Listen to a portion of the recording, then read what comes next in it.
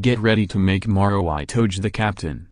And book Danny Cipriani on the flight to Portugal.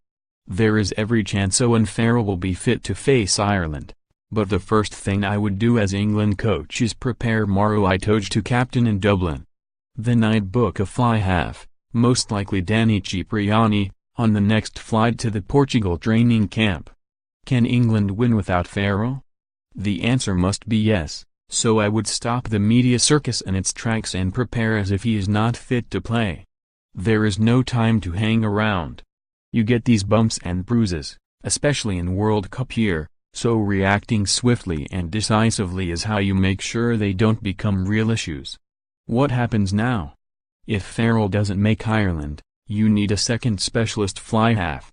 Cipriani is repaying Gloucester's faith after the worst possible start when he was arrested in Jersey. He has international pedigree and Eddie could turn to him. Alternatively, Joe Simmons of Exeter could be fast-tracked, but Cipriani is the more likely. Henry Slade and Ollie Devoto can play no 10, but they are not the specialists you need. I would have Farrell in training, working alongside coaches and players. Even with his hands trapped, he can be involved. Who captains the side? Under Eddie only Dylan Hartley, Farrell, George Ford and Chris Robshaw have taken the job and 3 of those aren't fit. I've always worked off a 6-point checklist for picking a captain, in this order. 1. He must be an automatic selection in the team. 2. He must have the respect of his team and the opposition. 3.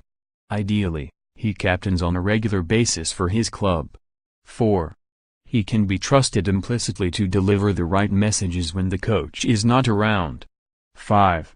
He must be able to think correctly under pressure and make the big calls. 6. He must work well with the referee.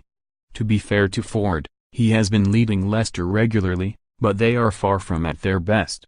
And he is not an automatic pick when Farrell is fit.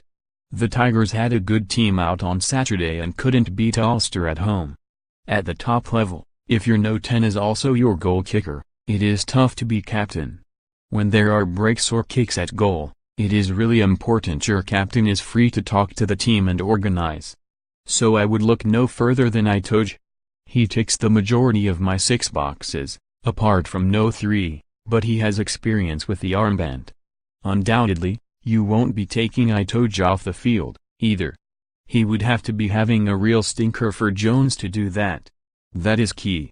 Other candidates like Mako Vunipola and Ben Youngs will not play the full 80 minutes, so you are picking from the backs or the back row. Itoje is the only one I can see as captain now. No one else stands out. Leading by example is the biggest thing in the second row. I was lucky with Martin Johnson. There were key guys around him to help make decisions, allowing him to lead as the colossus he was. Losing a player like Farrell would hurt any team in the world, but it is no time to panic, others must step up and lead. In World Cup year, these things can be a blessing. England can certainly win in Dublin without Farrell. Win and they will emerge tougher and more resilient, lose and they'll be better prepared. Lastly, well done to Saracens and Mark McCall for qualifying for the last 8 in Europe. They might be the only English team left, but I would have them as favourites to win it along with Leinster. I thought Brad Barrett was immense against Glasgow. He makes such a difference when he plays and is a leader who guys like Farrell and Itoje can learn from. It is too late for him to come back into England contention, but he is such a big figure for Saris. No doubt he can help Itoje and Farrell.